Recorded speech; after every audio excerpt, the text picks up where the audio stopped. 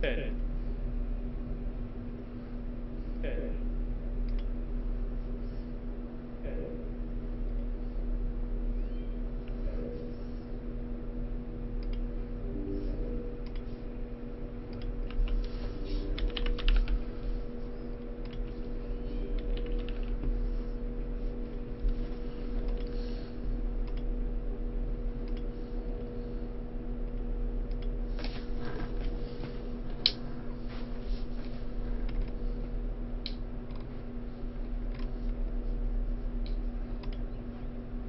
It's pretty close. It's pretty close. It's pretty close. It's pretty close.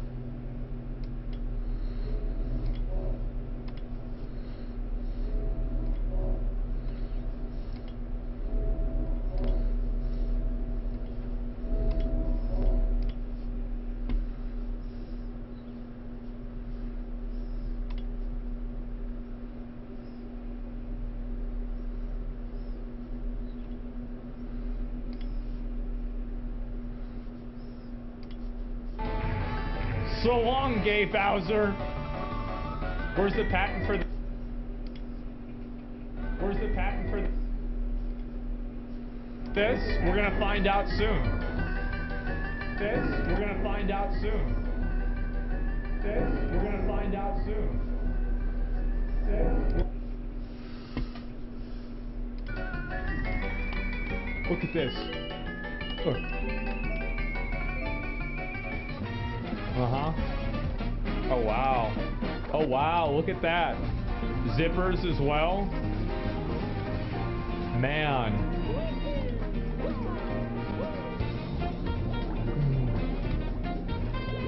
Jeez. I'm gonna be honest, guys. This is really making me think I need to play Astrobot. A long time. It seems like this is the same.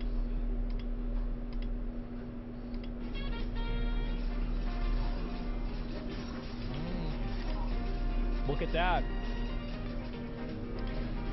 Oh, I thought it was going to show Yoshi's Island. It's even the same colors of the balls. Did you play Odyssey? Only a little bit. Just a little bit. Blunderjaw? Oh, bro. Bro. Are you kidding? Dude.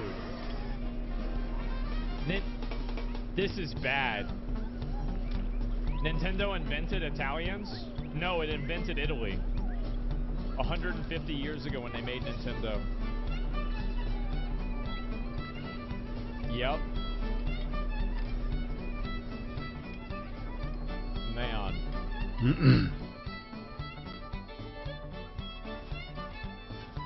The funny thing is, like, a lot of this is a meme, but let's just be honest for a couple of seconds here. Some of this is shamelessly ripped from Nintendo. Absolutely shamelessly ripped. I love it. It's funny, right? It's still really funny. The Bowser boss fight took it over the edge for me. Test. This is insane. They had some oh, wait a minute, guys. It's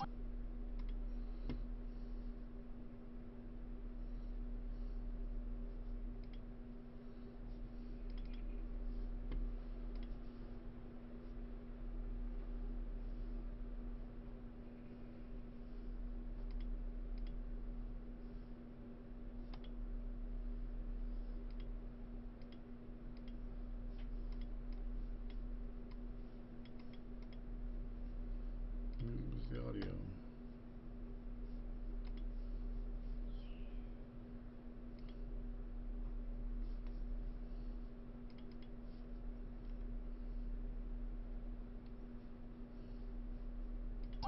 they were inspired.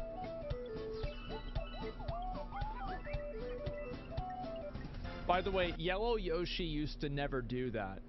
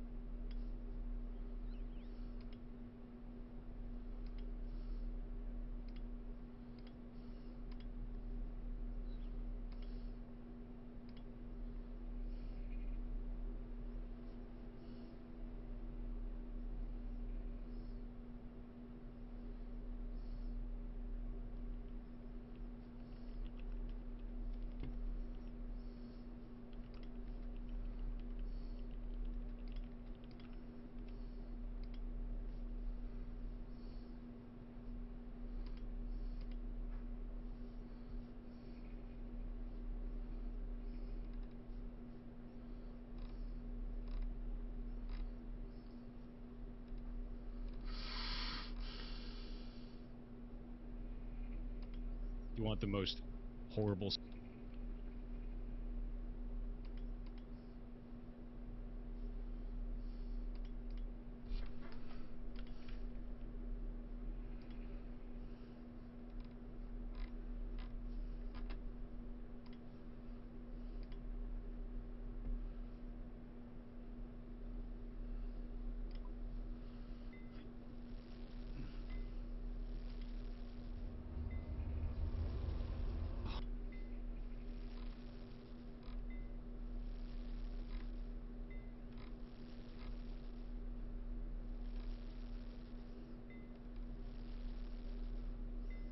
Hi, my name is Jason Thorhall, also known as Pirate Suffer, and the other day I put out a video called Stop Killing Games, saying why I would not support the initiative. Overall, it was actually quite positive. The analytics on it show that people really think it's a good idea. There's a huge amount of like ratio, and I received hundreds of comments from developers thanking me for putting it out because they can't speak publicly while they're at a business or a job elsewhere. A lot of the times major companies will fire you if you are speaking out of turn and cause a PR disaster for those companies. And since this is such a popular thing among players, most devs aren't going to say anything to you. So I am. So let's discuss the most common requirement of the initiative, which is games have to be left in a functional, playable state. Now what happens if that game is a online-only live service game? Well, if you want that to stay in a functional, playable state, that means the devs have to release either server binaries or somehow carve off the game to be a single-player experience now. Some way to keep it functional and playable, right? Now, many of you are requesting, yes, I should get the server binaries so that I can go and make private servers for this.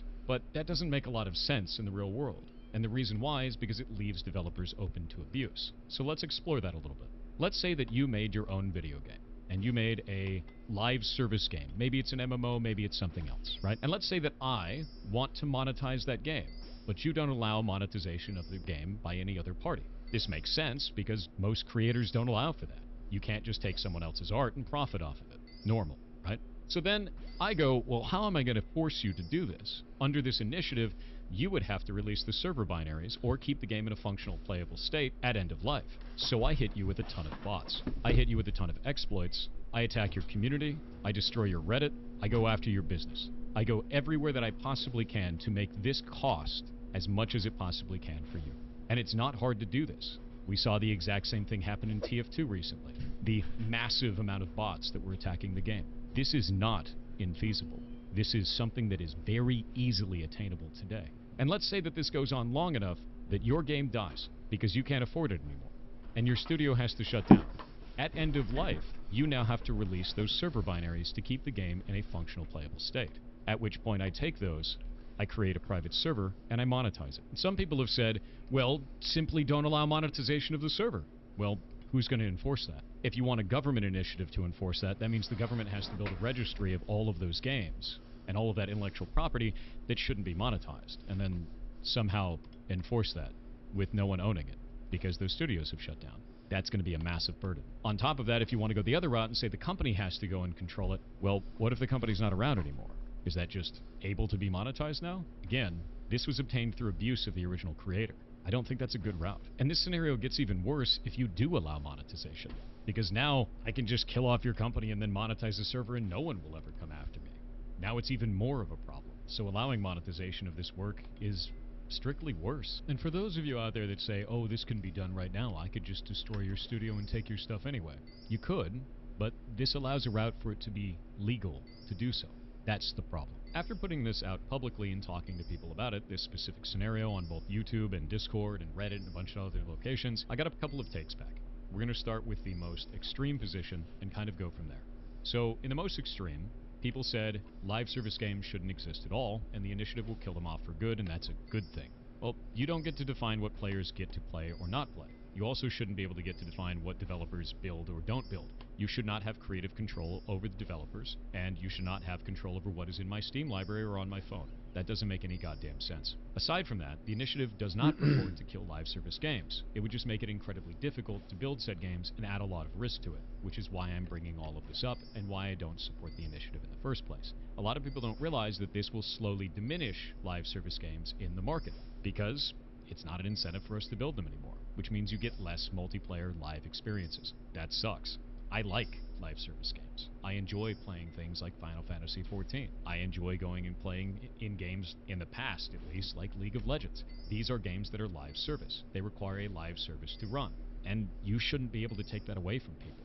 And if that's your only position on this, not only are you disingenuous in what the initiative is purporting to try to achieve, but you're also aggressively attacking other players instead of trying to fix something. So the next one is that this is about games preservation, and that it needs to happen to preserve these types of games for future generations and for everyone to always have forever. But I would argue that this isn't actually preserving these games. Social games, such as, let's say, Apex Legends, require a number of players to be in the match at the same time so that you can have an experience that is only able to be obtained through lots of players interacting, right? It's a multiplayer game, you need a bunch of people. How many of you have felt negatively when an MMO dies, or when a live service game dies? Oh, dead game. There's only 5 people online, why would I play that? So why would you want to preserve a game in that state? That doesn't make any sense to me. You want to take down these live service games, put them up on a private server, and then play it with a couple of people. You're not bringing it back at its height. You're not taking a snapshot of what the game actually is. You're making it limp on in a way that doesn't make any sense. That's not preservation. And for those that may stop there and go, but private server's going to have a lot of players. Look at all the ones for World of Warcraft. Again, we talked about that. It opens up a route for abuse to the developers, so that is not a solution. And the last take that I got from this is, and it's the most reasonable to me, this is an initiative, it's not a law. Why are you upset? Just wait. I'm not going to wait. And the reason I'm not going to wait is because I see the start of this conversation not making sense. It's not including the actual developer side of the conversation. It's not showing the trials and problems that this could arise inside of the gaming industry for people who are actually making the games you play. I don't have any reason to be quiet about that. And many other developers aren't going to be able to speak on this. As I explained before, it's really easy to lose your job if you're working at a major studio and try to speak out of turn on something like this, especially with something people are so passionate about. Doesn't make any sense to stay quiet. And it also doesn't make any sense to wait until it's in a different form when I see that it has so many problems with the language as it is currently written. I should be able to be talking about this. In fact, I should be talking about this. I am a content creator specifically that is a game developer that has worked in this industry for 20 years. This is my wheelhouse. This is what I do. So for those who are calling for me to just be silent and sit in the corner, no. With all of that being said, I do think there's a consumer protection thing that we can fix here. It's just not really what the initiative is about. I think that if you're going to buy a live service game, you shouldn't be told you're buying the game. You shouldn't be told that you're purchasing the game. You should be told explicitly that you are purchasing a license to that game. The reason why is because that license needs to be revoked any time that you are cheating at the game and damaging the play experience of other players. While this is written in the TOS and the EULA, it's usually not clearly defined at point of sale. Or they throw a giant TOS in front of you and it doesn't really do anything because people skip past it. If at point of sale it says specifically, there's specific language stating that you are either leasing or purchasing a license or anything along those lines, that you're not actually buying the game directly, I think it would go a long way to informing consumers of what they're doing and protect them from some of these business practices that they didn't realize they were engaging in. That makes a lot more sense to me than force all developers to leave the game in a functional, playable state. And that's about it. That's all I really wanted to talk about with this. I hope that... I will have to look into that. What else is there?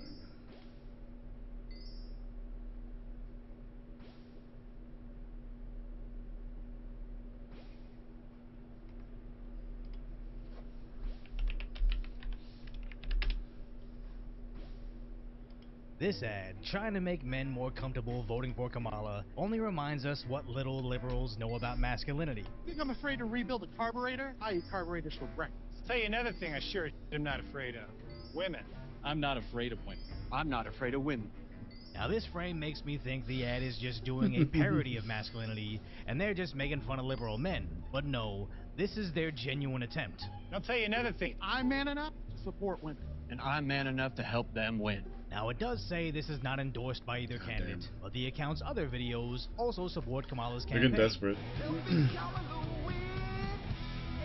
I own a gun. As a creator has also directed skits for Jimmy Kimmel, made commercials with But I wanna sports take stars away for your Bud Light, guns. and even bits for It's not Amazon the streaming same. services. I As their support the website Second seems Amendment, to plug just not exclusively yours. Democrat activist groups. In his blog post about that alleged creative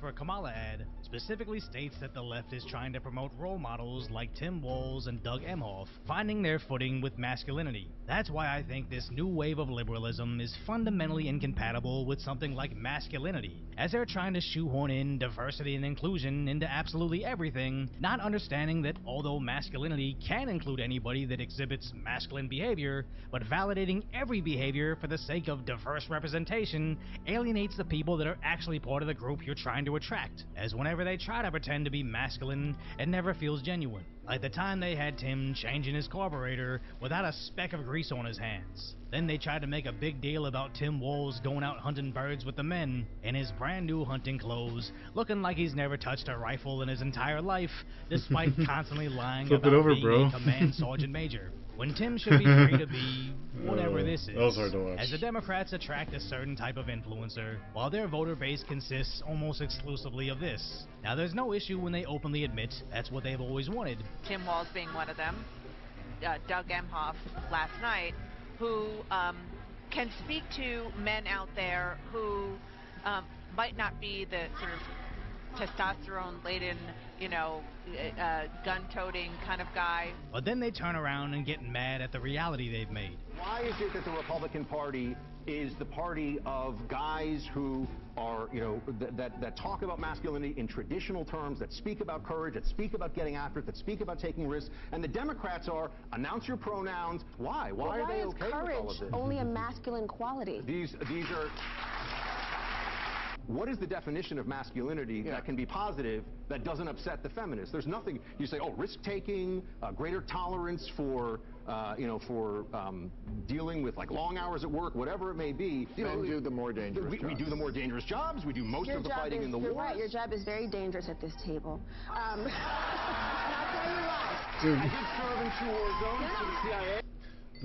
They just they don't want to listen to logic. I mean, both sides. I hate politics, but I just a lot of them could be so dumb. I mean, this guy's on the right track, but she was definitely attacking him because it threatens her perspective, worldview, whatever. And pretty much everyone does that. A lot of people do. I used to do it. And I stopped. Just listen to people. Just see their point of view. There's nothing wrong with it. It's not a cardinal sin. Okay, so let's chill that out a little bit. Watching that woman nag that CIA dude is just a perfect example of how the Democrats address the valid concerns of the traditional male voter, not through actually addressing the reasons why they lost their support, but with snarky comments and a certain smugness that only pushes us further away. And since the Democrats bet on girl power defeating evil MAGA masculinity, when the polls show it's a train wreck, they're now trying to rebrand that same off-putting girl power as the real masculinity. And that's why their ads targeting guys just look like parodies. Because right now, regular guys are choosing between this and a president that once beat up Vince McMahon at WrestleMania. So if you appreciate my concise, lighthearted commentary on the tragic status that is today's reality, hopefully I've earned your subscription, then go check out the video on how Kamala tried to look relatable by drinking a beer on TV, but then randomly rambled off with a new Jamaican accent.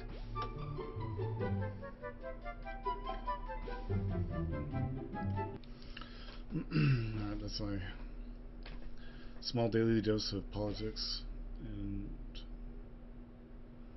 nonsense. That's just so funny. The shotguns are not that hard to load. I now owned a shotgun. First owned a shotgun 7 years ago that I lost in a boating accident. They're easy. They're super fun too. But yeah, he's never shot one before, or it's his second time. It definitely doesn't like ski shoes, that's for sure. They just have to make a spectacle of it. Yeah, we care about your Second Amendment rights. Look at us, we're using it. We're exercising them too. Along with our bodyguards. They always need to have hole punchers at all times, but not you.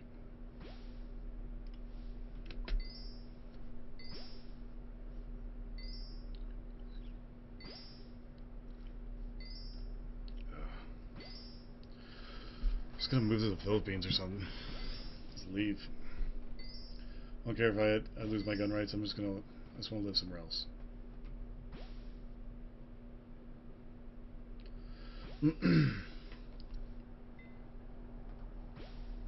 Tired. Time for the